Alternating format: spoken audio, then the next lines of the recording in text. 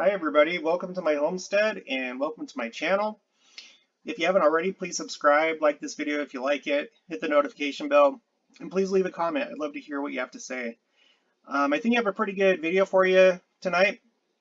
We're going to start off with what happened just like 10 days ago. The Washington Monument was struck by lightning, which in itself isn't really like a rare thing. It's frequent, but what is a little bit more rare is that it actually caused damage.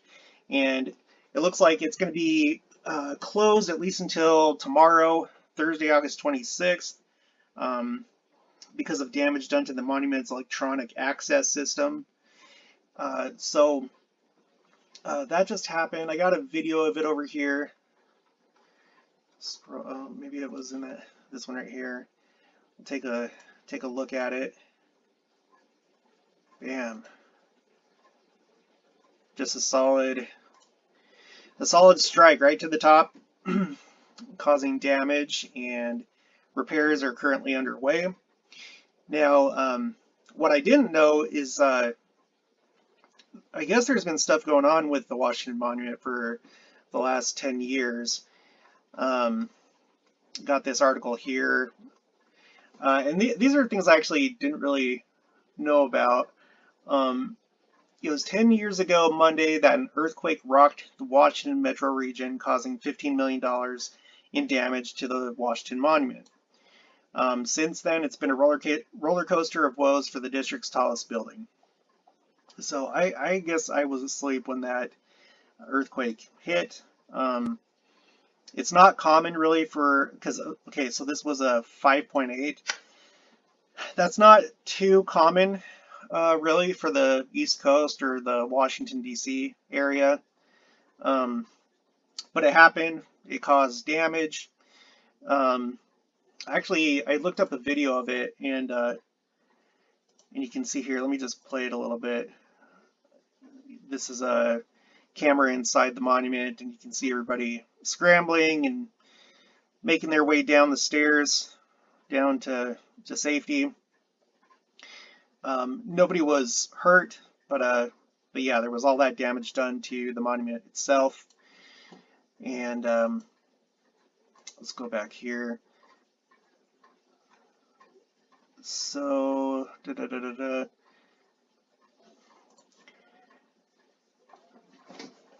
okay, so that happened, and then it was shuttered for 6 months because of the coronavirus pandemic. Had that damage from the earthquake, and then it was closed before that for 3 years, from 2016 to 2019, for long-term repairs from the earthquake, which I didn't know. Funded by billionaire philanthropist David Rubenstein, or Rubenstein. I don't know who that is, but that sounds like a character. So, it's an interesting thing. I always, whenever, something like this, that's like something that's symbolic of something, like the Washington Monument, that's like an important symbol for America and the Capitol. When anything happens, like you tend to take note. And one thing that I thought was interesting about it, this happened on the 15th, which also happens to be the day when, well, I'll just read it. On August 15th, 2021, Taliban fighters entered the capital, leading Afghan President Ashraf Ghani to flee the country and the Afghan government to collapse. So the same day that lightning hit the Washington Monument, which isn't uncommon, but caused damage, which is much more uncommon. It just so happens that that's the same day that the Afghan government collapsed. So it's interesting, and you can take this with a grain of salt. May just be a coincidence. I tend not to think so. When things like this happen, especially things that have to do with like weather and things that aren't so easily manipulated by man, that really is kind of just in the hands of God, I think you have to kind of stop and just kind of take note of those things. Now, let's see here. So this had actually happened last year in 2020. That's not the article. Back in 2020, lightning strikes Washington Monument. Two National Guardsmen hospitalized in separate strike. And on that date, it was June 5th, it just so happened that at that very time, this was going on. We had a protest going on, because of all the everything that happened last year with George Floyd, and right in the middle of this protest that was going on, what do you know? Lightning strikes. And then, of course, you've probably heard about this. This happened this year. This article was published July 14th. Um, this is that mural that's in Toledo, Ohio, that got struck by lightning. And it struck where George Floyd's face was on the mural, right? Um, I know it's a sensitive topic. Um, there is such a thing as police brutality. Um, you know, um, but I think the thing that you have to realize is that no matter what organization or what category of people you're talking about, men, women, police, doctors, government, military, um, whatever, you have narcissistic people, okay? They're the ones in society that cause probably the majority of the problem. I don't know the guy that, I can't remember his name, Kavanaugh or no, not Kavanaugh, Chauvin. Yeah, Derek Chauvin. Um, I don't know him, of course, and who knows what actually happened, but it seemed like there was probably a lack of concern, possibly a lack of empathy as he was doing what he was doing. Of course, there's theories out there of what was actually happening, but if you take it on the surface, which in this case I do, um, it very Floyd could have been a victim of narcissism, just this narcissist that, and narcissists do seem to be attracted to professions like police, because um, just their personality, it goes along well with those kind of jobs, police, military. When you have, whatever, I'm not going to go into that, but that's probably what happened there. Most likely, you probably had this narcissist that uh, wasn't giving the kind of care that he should have, and he was just being a little bit too brutal. So, whatever. However you feel about it, those are my thoughts. But the aftermath, I don't think it's been good the way that uh, people have been conducting themselves, and anyway that this happened. So interpret that however you will. I think that this probably was an act of God because I think too much bad. Yeah, I mean, it was already a bad situation, but a lot more bad has happened since then, and people have kind of run amok with it. So those are just my thoughts, but just another interesting thing that happened. Now, I want to switch over to temples, okay? Recently, I did the video about the downtown Salt Lake City tornado that happened in 1999. And when I saw this thing happen with the Washington Monument, as I was like thinking about it, it made me want to kind of like just look into temple history, modern day temple history, and see, everything that's happened. And some of these stories I'm already familiar with, and you probably are too. But I just kind of want to go through some of these, and let's just think about the way that the Lord may send us messages through weather and disasters. So starting off here, this is an LDS Living article. This particular one is actually miraculous stories of temples surviving natural disasters. Um, so we have the NaVi Temple, which has been rebuilt, but the original NaVi Temple was destroyed. And I'm going to read just this quick little portion here. So in October 1845, Brigham Young and the 12 decided to sell the temple. That's something I actually didn't know. They designated 3 trustees to carry out the sale and help sell other church property in Nauvoo.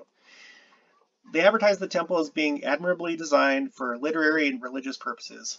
While the trustees found mild interest from some parties, ultimately the church received no payment for the temple, and the trustees left NaVi to join the saints in the Great Basin.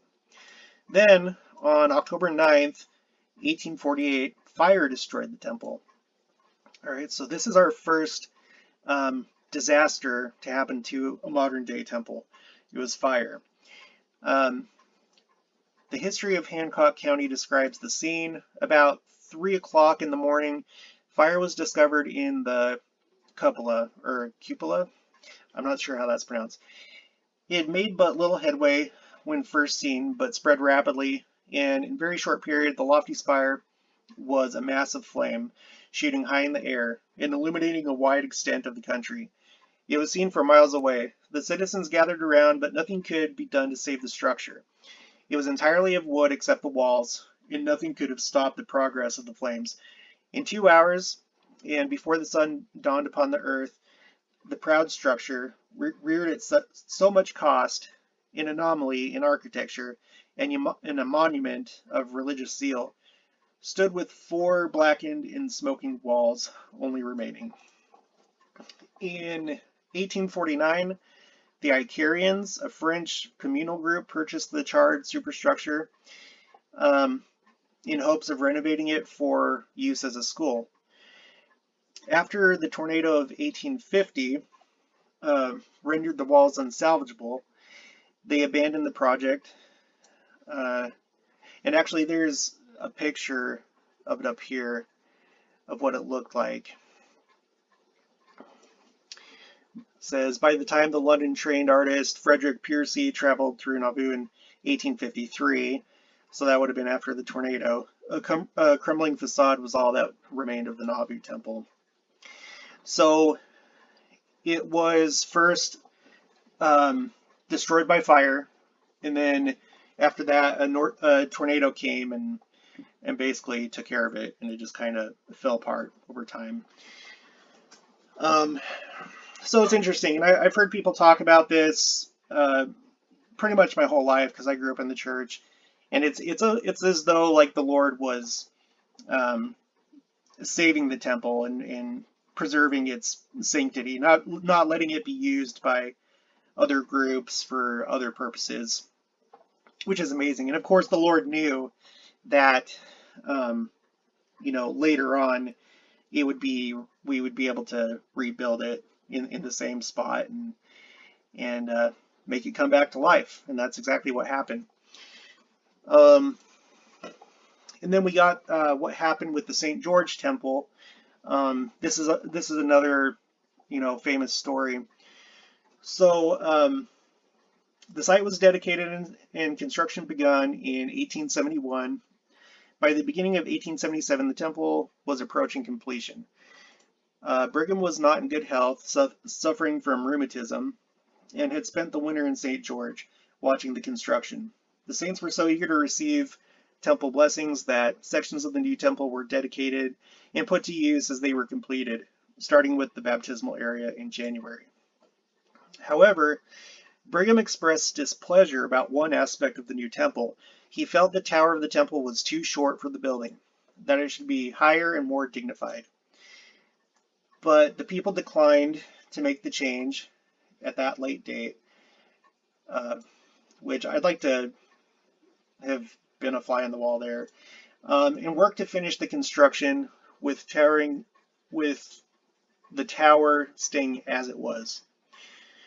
The temple was completed, and the dedication took place in April 1877 in connection with a general conference which was held in St. George. Brigham soon left and returned to Salt Lake City, where he passed away in August of that same year. In October 1878, a severe thunderstorm passed through St. George, and the temple was struck by lightning. Okay, so this is our first lightning strike on a temple. The tower and dome were almost completely destroyed by the strike. Miraculously, the damage from lightning and subsequent fire did not spread to the roof and the rest of the building. After the damage was assessed, it was decided that the tower needed to be rebuilt. This time it was made higher, giving the temple a more majestic appearance. So basically, Brigham Young got what he wanted, a higher spire, and who knows if who knows if that's what he wanted personally the first time, or if he was kind of like feeling the spirit and it was really the Lord that was kind of impressing that upon him. So we probably won't know until after this life exactly what happened or the specifics, but clearly the Lord made it so that that spire went higher. That sounded great. So stupid. So anyway, yeah, and if you've been through St. George, you know that you can see the temple from I-15.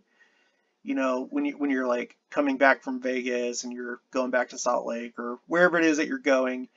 So yeah, I would agree with that it needed to have a taller spire, and it seems like that was divine intervention what took place.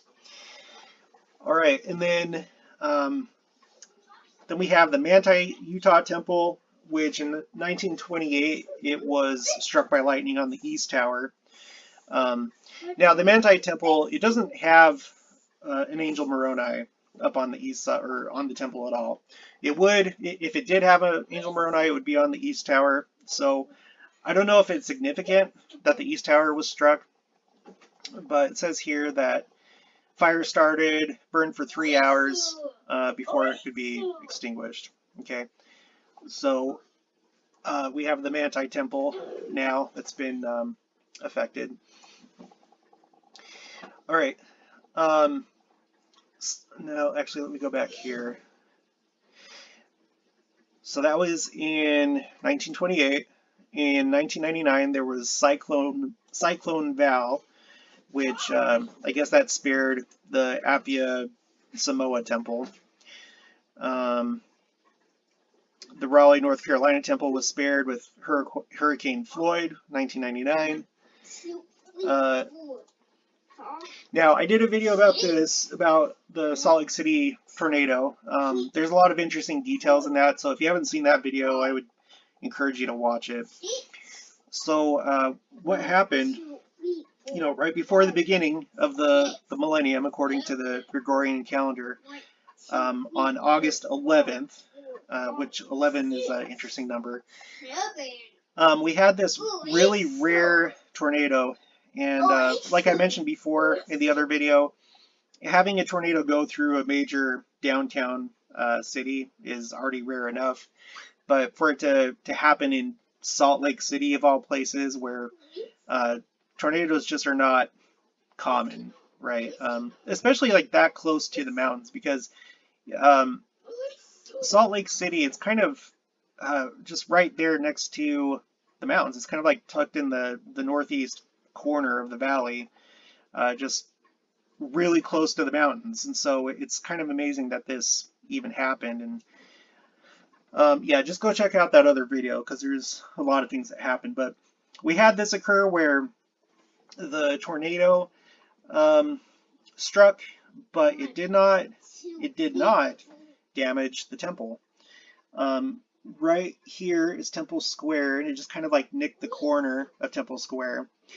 There was some damage done to Temple Square, but not to the temple itself. So I think that there was something to this. I go into it in detail in the other video, but where I kind of like talk about how a tornado is a whirlwind, and a whirlwind is what's associated with Elijah when he was translated and caught up. It's almost as though this tornado, it kind of like symbolically, it came through the city, did damage to these kind of like more worldly buildings, including the Delta Center at the time, went past the temple without damaging it, and then it went up into the mountains, which mountains, of course, are usually associated in the scriptures with being holy places, or at least temporary temple-like places where God can communicate with man. So I think there's something to this. It was a F2 tornado. All right, so just keep that in mind. So we had this happen. Something very rare, very unlikely. This was August 11th, 1999. Now, 3 years later, an F2 tornado. I didn't actually know about this till today, as I was doing the research for this video. There was an F2 tornado that went right by the Mantai Temple. Benjamin, go to your room. Sorry, my son is in here.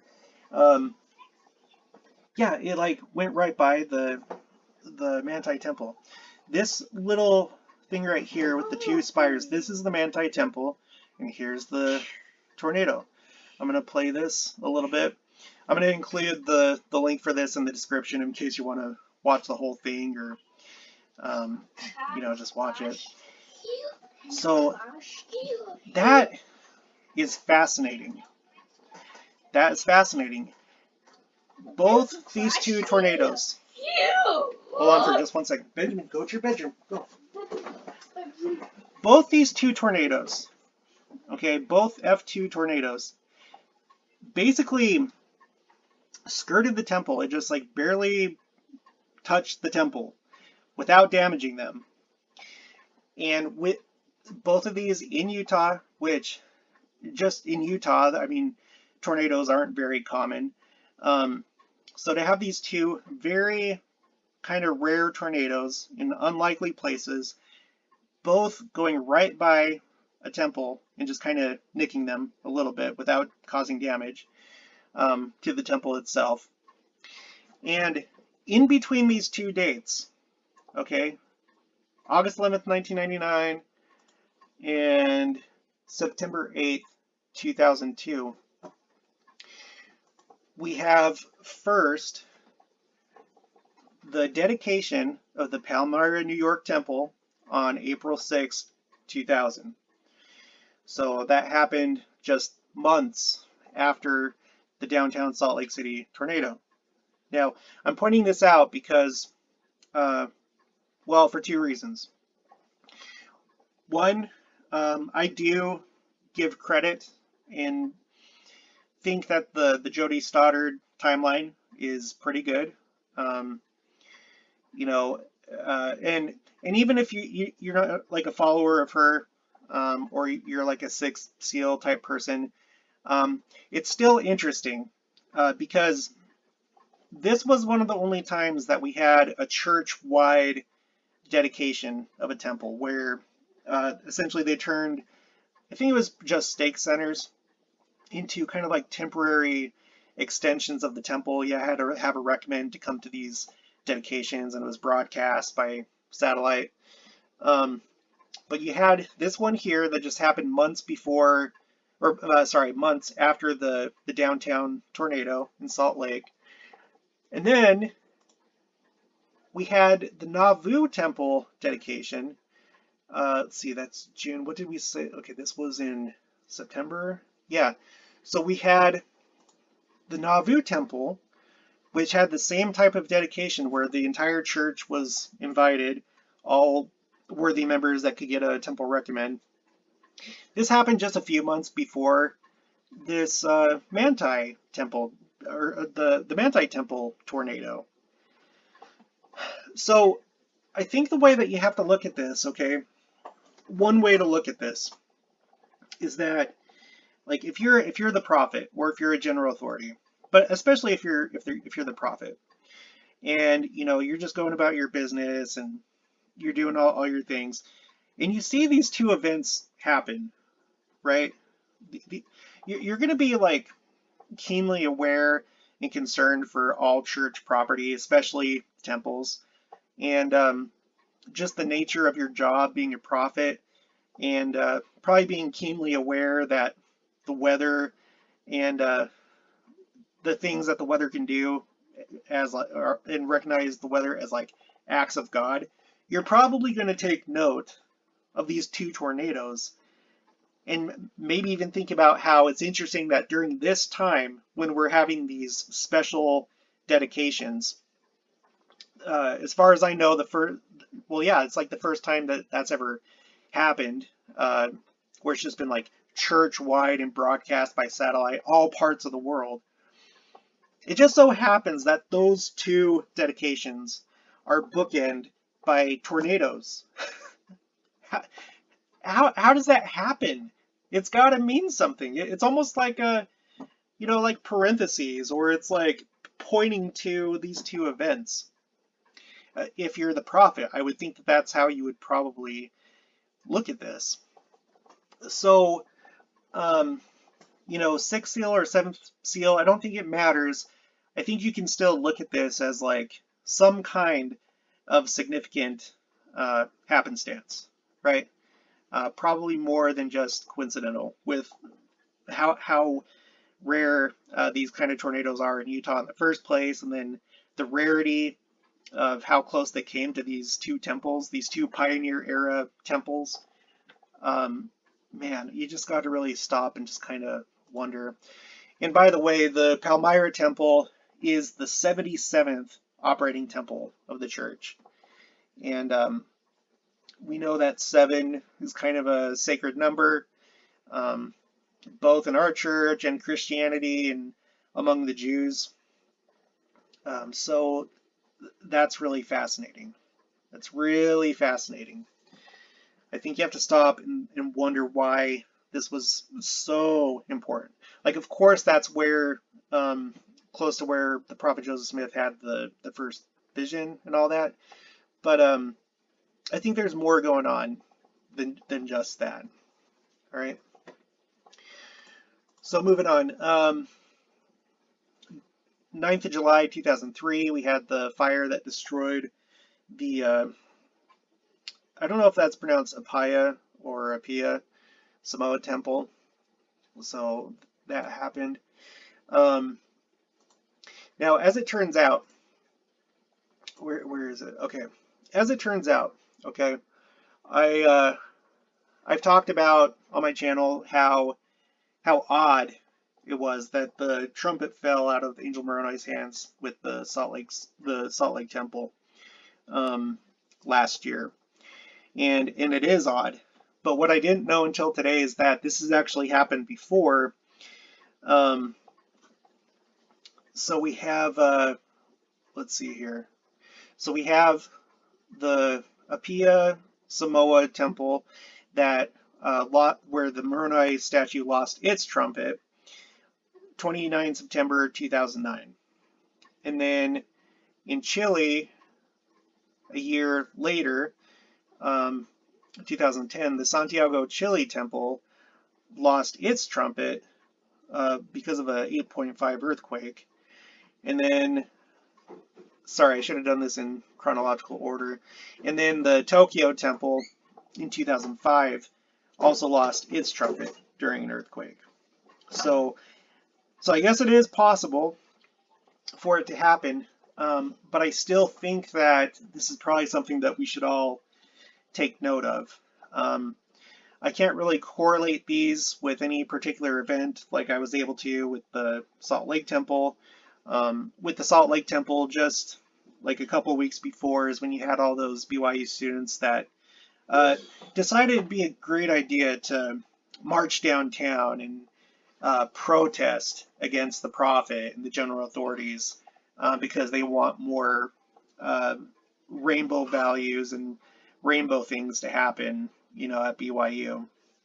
Which, just as a side note, can you think of any time in church history or in the scriptures that, that's how things were done?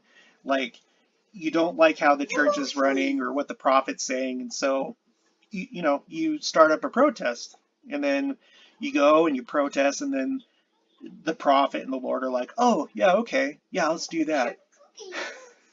Can you think of any time that that's ever happened? That's not how this church works. It's never worked that way.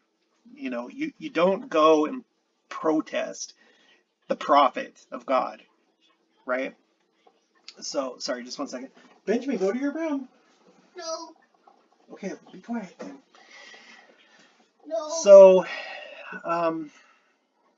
anyway, I still do find the trumpet falling of the Salt Lake Temple fascinating just because of the timing, because of that protest, but also because that's right as the pandemic was beginning and temples afterward were closed and missionary work almost came to a halt, or it just became more difficult to do.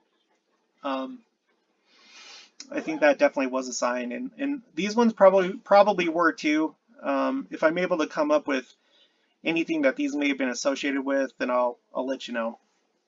But I don't have anything right now. Let's see. And then back when there was Hurricane Katrina, which happened um, August of 2005, you had the Baton Rouge Temple, which was spared. It wasn't damaged. And I found some interesting things here in this article. This is from the church newsroom website. And as you can see here, the word refuge is highlighted. And so I just wanted to quickly kind of go through this because we know that there are so many signs of the times right now between all these weather events, wildfires, um, civil unrest, wars. There's so much going on in the world right now that refuge is pretty important at this time, probably more than it's ever been. So in the months and years after Katrina, the temple has served as a place of refuge from the damages of the storm, he explained. Similarly, in locations all over the world today, the temple is also a place of refuge when we face challenges, he said. We're making an enormous effort to include families in both temple and family history work, he said. I believe that the youth of the church will have a greater protection from the adversary if they will immerse themselves in searching for their ancestors, preparing their names for the sacred vicarious ordinances available in the temple, and then go to the temple to stand as proxy for them to receive the ordinances of baptism and the gift of the Holy Ghost, or pursuant to new guidance from President Russell M. Nelson, act as a witness. Originally dedicated on July 16, 2000 by President Gordon B. Hinckley, the temple has long stood as a symbol of refuge and hope for Latter-day Saints in the southern states, explained Reuben Clark, a local member and historian for the temple's rededication committee. Turn it down, Benjamin. Despite many hurricanes over the years, including Katrina, Ike, Ida, and Gustav, as well as other tropical storms and periods of flooding, which have often negatively impacted the Baton Rouge area, the temple has never been seriously impacted by the storms, Clark explained. For the members who had grown to depend on the peace and refuge of the temple, it was difficult to not have a temple close by during the months of renovation. But having experienced that time without it, they are more grateful than ever to have the rededicated temple ready to open once again. Because, yeah, it was closed. This article is about how it was closed for renovation. So, it's interesting how you have certain times when the temple is damaged. I'm not sure what the purpose was for the Samoan temple to be burned down. I'm going to have to look into that closer and see if there's any spiritual lessons there or anything that, if you know, put it in the comments section. I'll look at it and then I'll share it, and we can all learn together. But it seems like whenever there's damage, it's like for a specific purpose, right? That you can connect it with something pretty easily. But otherwise, you have these temples that have gone unharmed by these storms, and I think that's symbolic. We're headed into turbulent times. We know that there's a 7-year tribulation period, and who knows exactly how the translation or rapture is going to happen, but I think that we can expect for more things to happen before that happens, and we need to be aware that the temple is a place of refuge. We need to go to the temple. So if it's been a while for you since you've been to the temple, please make sure to go. It had been for me. I actually just went for the first time for an endowment session earlier this month, for the first time since like 2010, I think. There probably were times that I could have gone, But it was just hard because like we had our kids and we were in places that it was just kind of hard to, like we were, for example, I was at Fort Hood and it was hard to find somebody that could watch the kids.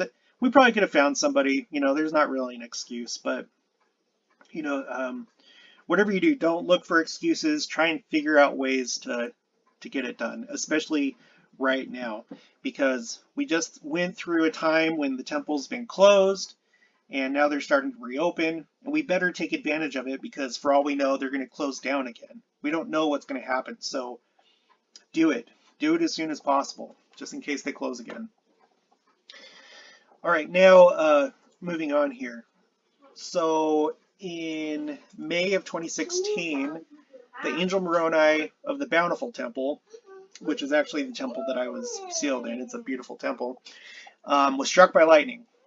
Now, the angel Moroni on temples, I'm sure they definitely do it with new temples, and maybe they've like redone old temples to where they're actually meant to be struck by lightning so that lightning doesn't damage other parts of the temple. And you can see here in the picture, you have like the lightning rod and stuff. But yeah, this happened to the Bountiful Temple, 2016. It damaged the side of his face and his back. And then in 2017, you had Hurricane Harvey, and this did do damage to the temple because of the flooding, but they got that taken care of. And I find this interesting. So this is the Houston Temple, and here's like a picture here of like a guy kayaking on temple grounds. That's kind of a surreal thing. And you see the water, how high it is. At least high enough for you to be able to go kayaking, apparently. So it's interesting because you had this big event where there was all this flooding in Texas. I had just left there because I was in Fort Hood, and then after that I moved to Arizona. So at this time I was in Arizona. But, this was all the news when this was occurring because they were really worried about this hurricane. And, the element here that I would point out is flooding, right? Flooding. We know that with the second coming, there's going to be a burning. Essentially, there's a lot of different scriptures that tie the second coming to the days of Noah. When it was the days of Noah, the whole earth was, well, we don't know exactly if it was the entire earth. It doesn't really matter. The earth was flooded, and it symbolized, or maybe it was literally the earth being baptized. And then in the last days, it's going to be burnt, symbolic of receiving the Holy Ghost, right, and being cleansed of sin. And so here you have an image of a modern day temple that, there was flooding. And the temple, for the most part, was okay, but there was damage in the lower parts. And even have to kind of wonder about that because we know that, there are wheat and there's tares. Inside the church, there's wheat and tares. There are people that probably aren't going to make it through into the millennium because we know that only the terrestrial and celestial level people are going to continue on into the millennium. And unfortunately, those kind of lower levels of the church, so to speak, lower levels of the temple, it's not going to be good. That's why I think Russell M. Nelson told us that time is running out, and if you've distanced yourself from the church, it's time to maybe rethink that and come back. And if you do currently go to church and you're active, but you don't really have a testimony, now's the time to gain that testimony.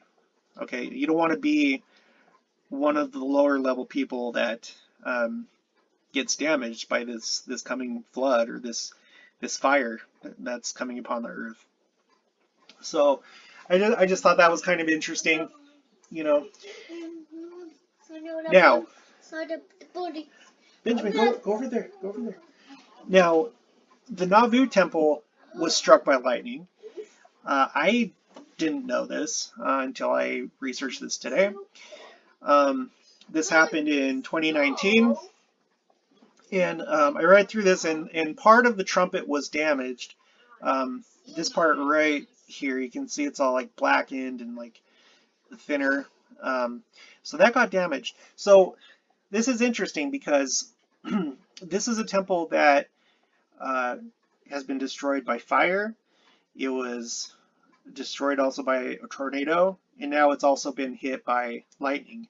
And this temple is unique because of what we were talking about before, how it had a very, very special dedication, or a rededication, which happened in between two very, very unlikely tornadoes. Well, now we have it being hit by lightning and part of the trumpet being destroyed. And I'm just highlighting that because the angel Moroni, do I have it here? Yeah. Oh, no. The angel Moroni represents something, right? I'm just going to read part of this here. This is an article, Why Do Temples Have Angel Moroni on Top? Here's a look at the history of the iconic statues. This is in on the church news website. So let's see. Angel Moroni standing on top, atop the spire of the temple of the Church of Jesus Christ of Latter-day Saints, heralding the restoration, seems like a natural and required finishing touch to each house of the Lord. But Moroni's presence on temples dotting the globe is a relatively recent addition to these sacred buildings, only becoming mostly standard in the last few decades. We think of Angel Moroni statues. Benjamin, go over there. I'm so sorry. I don't have time to like edit these and splice different parts together, so I apologize. We think of Angel Moroni statues as standard for temples today, but that's because they've been put on temples since the 1980s, when the vast majority of temples have been built, said Emily Utt, or Utt. Emily Utt, Historic Sites Curator for the Church History Department. Utt spoke with the Church News about the origins of the Angel Moroni statues and why they are featured on temples of the Church of Jesus Christ. The first temple to feature any sort of angel was the NaVi, Illinois Temple. That's interesting, which had a weather vane angel. Utt explained that in the 1940s, weather vane angels were extremely popular in the United States. So when Joseph Smith is building the NaVi Temple, they put a weather vane on that temple, and it's an angel because that's just what you did. That was a very common theme. This unnamed angel holds a trumpet to its lips and a book in its hand. It references the angel in the book of Revelation, heralding the second coming. Benjamin, turn it down. Okay, so this angel and the angel Moroni's, it's referencing the book of Revelation, the proclamation of the gospel, taking the gospel to the world, and heralding in the second coming. All right. So when we have these two things that occur, where lightning hits this angel Moroni and it actually does damage to it, and then it hits the NaVi Temple. 3 years later, it does damage specifically to the trumpet. You have to start to wonder, are we getting close to a time when the Lord's unhappy with the world and with the Gentiles, and maybe we're not going to be bringing the gospel to you anymore. The times of the Gentiles are going to be fulfilled, right? And then we have what seems like this kind of capstone event when the angel on top of the Salt Lake Temple, which is basically the flagship temple of the church, that angel completely drops the trumpet. So we have the lightning strikes, we have the other angels that drop their trumpets, and the other countries. But now we have it happening right here, Salt Lake, church headquarters, flagship temple, right? And it happened just a couple weeks after this rainbow protest at church headquarters. right? So even though this has happened before with those other temples, putting that together with the year 2020, which obviously was a very, very significant year, a year when, again, missionary work was affected, temples were closed, we have the pandemic that starts up, we have all the rioting and stuff that's going on with George Floyd, and just all the other things, okay? In that year, that's when this happens at this particular temple. I mean, come on. Come on. And we're still in a period right now where we don't know what missionary work is going to look like going forward. Or the temple. We don't even know if the temple is going to remain open because you have all these different variants that are coming out of the woodworks.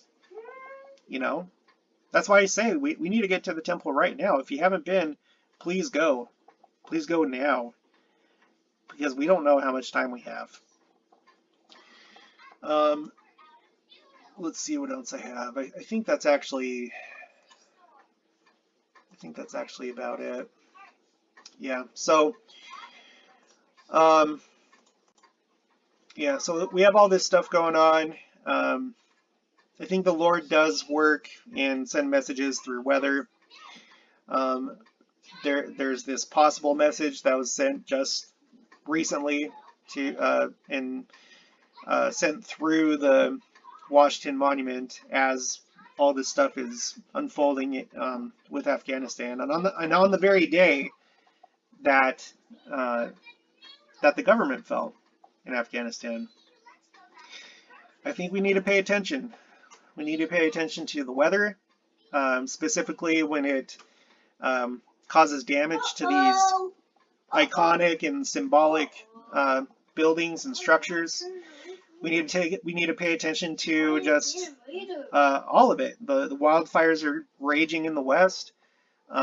Earthquakes, there's a lot of that going on. A lot of weird kind of earthquakes, especially down by the Sandwich Islands. There's been like a huge just earthquake swarm, but usually with like earthquakes and earthquake swarms, they're like smaller magnitude, but all these have been like 4.5 and above. And in the time that I've been watching earthquakes, it seems like that's like really out of the ordinary. And there's other commentators that have been talking about it, different channels. We need to pay attention to the weather. We need to pay attention to all the different signs that the Lord is trying to give us as He's trying to warn us about what's about to happen. You know, it doesn't matter if you're sixth seal or seventh seal. We both agree that we're moving forward toward that day, and things just seem to be accelerating. So I'm going to wrap it up here. I hope you liked the video. If you did, please like it, subscribe to the channel, hit the notification bell, and leave comments, because let's try and consolidate as much information as we can. Maybe I'll do another video if more details come out and I'm able to find out more information about some of these events. And I'll talk to you next time.